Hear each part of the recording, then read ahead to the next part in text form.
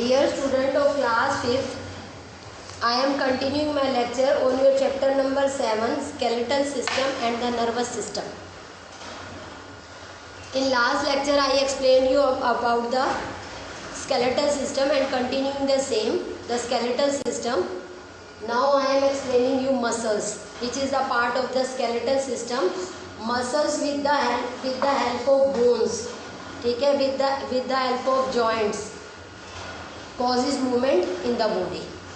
अब बोन्स और मसल जो है वो मिलके हमारी बॉडी के अंदर मूवमेंट कोज करते हैं. ना तो बोन्स अकेले मूवमेंट कोज कर सकते हैं, ना ही मसल्स अकेले मूवमेंट कोज कर सकते हैं. तो किस तरह से मसल्स और बोन्स मिलके मूवमेंट कोज करते हैं हमारी बॉडी के अंदर, यह अब मैं आपको एक्सप्लेन कर रही हूँ. मसल्स और bones can not move on their own, they need muscle to move them. Muscles are made up of tough elastic tissues which are connected to the bones by strong fibers called tendons. There are about 650 muscles in our body.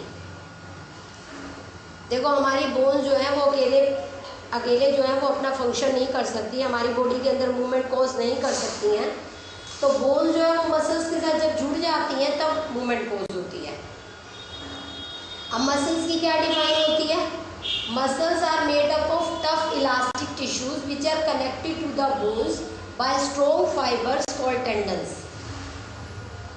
Muscles जो है वो bones के साथ connected है एक tissue की help से, strong fibre की हेल्प से. उस स्ट्रॉन्ग फाइबर को बोलते हैं टेंडन्स. मैंने आपको लास्ट लेक्चर में बताया था कि बोन से कनेक्टेड है वो तो लिगामेंट था. बोन से एक जिस टिश्यू से कनेक्टेड है वो लिगामेंट है, और बोन जो मसल से कनेक्टेड है वो स्ट्रॉन्ग फाइबर कौन सा है? टेंडन. क्लियर?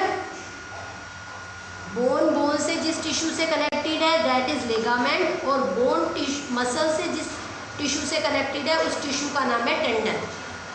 अब टोटल हमारी बॉडी के अंदर 650 मसल्स हैं, ठीक है, जो बोन की हेल्प के साथ, बोन के साथ मिलकर हमारी बॉडी के अंदर मूवमेंट कॉज करती है. अब देखो मसल फंक्शन कैसे करती हैं. Muscles work in pairs by contraction and expansion. Muscle जो है वो पेयर में काम करती हैं by contraction and expansion. A contracted muscle become tighter and shorter when an expanded muscle is relaxed, it goes back to its original shape. For example, the muscles biceps and triceps in our body move our arm up and down. देखो muscle जो होती हैं वो pair की form में काम करती हैं और कॉन्ट्रैक्ट और रिलैक्स करती हैं. एक बार कॉन्ट्रैक्ट करेंगी, फिर एक्सपेंड करेंगी, फिर कॉन्ट्रैक्ट करेंगी, फिर एक्सपेंड करेंगी. और मसल्स हमेशा पेयर में काम करती हैं. पेयर का मतलब तो होता है ना दो, ठीक है. जो कॉन्ट्रैक्टेड मसल होती है वो टाइटन हो जाती है और अपने आप को छोटा कर देती है, शॉर्टर कर देती है. When an expanded muscle is relax, और जिस टाइम एक एक्सपेंडेड मसल जो है वो अपने आप को रिलैक्स कर रही होती है, it goes back to its original shape, ये अपनी शेप में वापस चली जाती है. तो इस तरह से आपकी बाइसेप्स और ट्राइसेप्स मसल जो होती हैं वो हमारी बॉडी के अंदर आर्म को अप एंड डाउन कराती है. अब इसके डायग्राम के साथ आप समझोगे कि दो मसल्स पेयर की फॉर्म में कैसे कॉन्ट्रैक्ट और एक्सपेंड करती हुई हमारी बॉडी के अंदर मूवमेंट कोज करती है. They work in pair by contraction and expansion. When one pulls his lower arm, biceps contracts and triceps relax. On straightening the arm, the triceps contracts and biceps relax.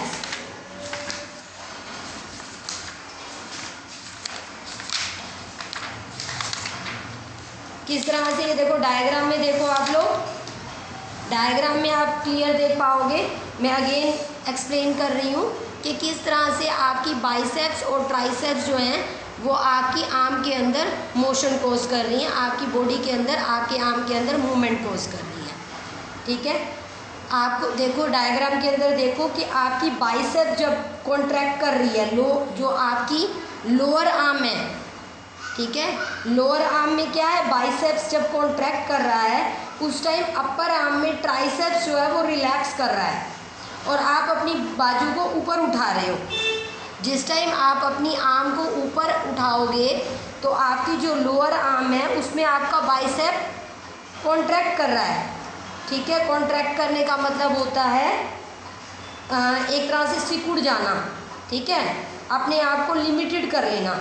और tricep उस time क्या कर रहा है, tricep relax कर रहा है, मतलब एक्सपेंड कर रहा है।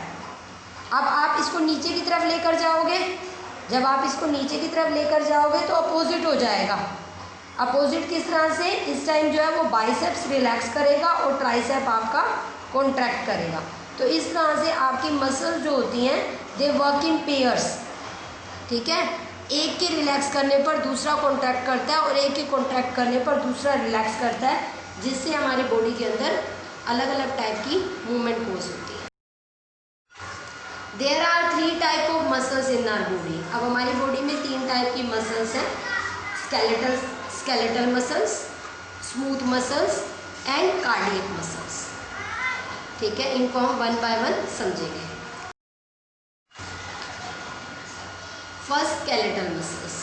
Skeletal muscles lie between the skins and the bones. Skeletal muscle कहाँ लाई करनी है, आपकी स्किन और बोन्स के बीच में।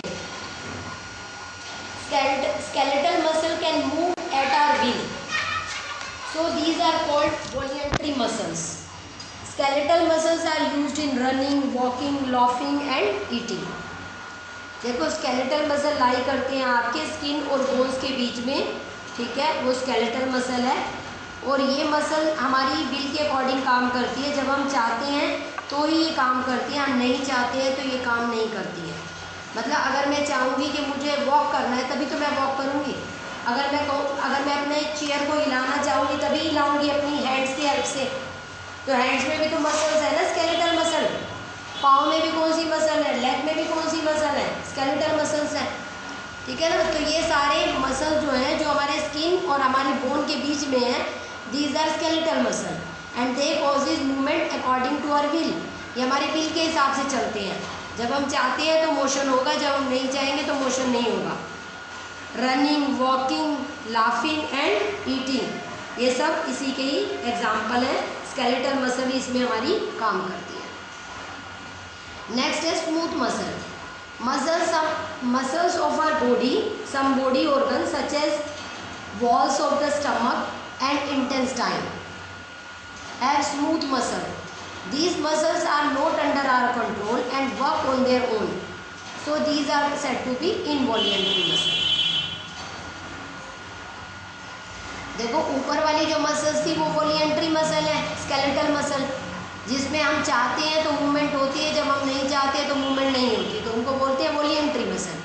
अब स्मूथ मसल बिल्कुल उसका अपोजिट है। ये अपनी विल के, हमारी विल के हिसाब से नहीं चलती, अपने हिसाब से चलती हैं। हम चाहें या ना चाहें ये काम करती रहती हैं। ठीक है, जब इनको ज़रूरत होती है तब ये काम करती हैं। तो हमें पता ही नहीं है वो कब काम कर रही हैं, हमें मालूम ही नहीं है वो कब रोक रही हैं अपने आप को। ठीक है, तो they are not under our control, वो हमारे कंट्रोल में ही नहीं है। तो walls of the stomach and intestine have smooth muscle. आपने खाना खाया, च्यू किया, इंजॉय किया, कहते हो ना मम्मी आज तो सब्जी बहुत अच्छी बनी है, हलवा बहुत अच्छा बना है, लेकिन चबाने के बाद, खाने के बाद वो स्टमक में चला गया। स्टमक में क्या हो रहा है आपको मालूम है क्या? नहीं मालूम ना। आपके इंटेस्टाइन में क्या हो रहा है, क्योंकि हमारे डाइजेशन में कई घंटे लग जाते हैं। तो अब हमने तो एक बार च्यू करके इंजॉय कर लिया, जब तक हमें दोबारा भूख नहीं लगेगी हम खाना नहीं खाएंगे, लेकिन वो प्रोसेस तो चल रहा है ना स्टमक में, इंटेस्टाइन में कंटिन्यू, तो हमारी मसल काम कर रही है। तो these muscles are smooth muscle जो हमारे कंट्रोल में नहीं है। These are said to be involuntary muscles. Cardiac muscles. Involuntary muscles of our heart are cardiac muscles. Cardiac muscles work continuously since our birth. The contraction and expansion of cardiac muscles counts 1 heartbeat. अब जो हमारी involuntary muscle हैं, cardiac muscle जो है, they are also involuntary muscle, they are not under our control, ये हमारे control में नहीं है। अब इनकी सबसे बड़ी क्वालिटी क्या है? सबसे बड़ी क्वालिटी ये है कि ये कभी भी रुकती नहीं है, ठीक है। कार्डियक मसल नेवर स्टॉप, ये कभी भी नहीं रुकती। हम चाहें या ना चाहें तो ये काम करती रहेंगी, ठीक है। ये कभी रुकती ही नहीं है, मतलब पूरी ज़िंदगी जब से हमारा बर्थ होता है, सिंस आवर बर्थ, ये कंटिन्यूसली वर्क करती हैं, ठीक है। हमारे जन्म से लेकर हमारे डेथ होने तक, मृत्यु होने तक, बर्थ टू डेथ, ये कंटिन्यूसली वर्क करते हैं, क्योंकि इनके रुकने का मतलब होता है इंसान की डेथ होना, ठीक है। तो हम सो रहे हैं, जाग रहे हैं, पढ़ रहे हैं, खा रहे हैं या फिर नींद में हैं, कार्डियक मसल्स नेवर स्टॉप, ये कभी भी नहीं रुकती। और जो contraction and expansion of cardiac muscle है, इनका एक बार कॉन्ट्रैक्ट होना इन मसल्स का और एक बार एक्सपेंड होना, ये 1 हार्ट बीट काउंट करता है। हम अपनी हार्ट बीट को काउंट करते हैं ना, हम डॉक्टर के पास जाते हैं तो डॉक्टर हमारी हार्ट बीट लेता है, उससे डॉक्टर को अंदाज़ा हो जाता है कि हमें प्रॉब्लम है या नहीं है, ठीक है।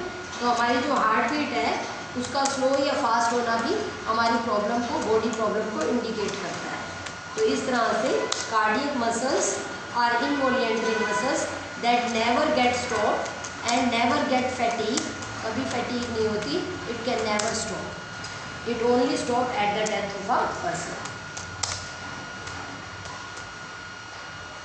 बेटा आज का लेक्चर जो है आपका यहीं तक है, आपने इसे वेल प्रिपेयर करना है विद रिटन प्रैक्टिस। प्रॉब्लम आने पर व्हाट्सएप पे सेंड करना है, लेक्चर को 2-3 बार सुनना है और बुक से भी ज़रूर रीड करना है, और साथ में जो डायग्राम दिखाए गए हैं उन्हें बहुत ध्यान से समझना है। ओके।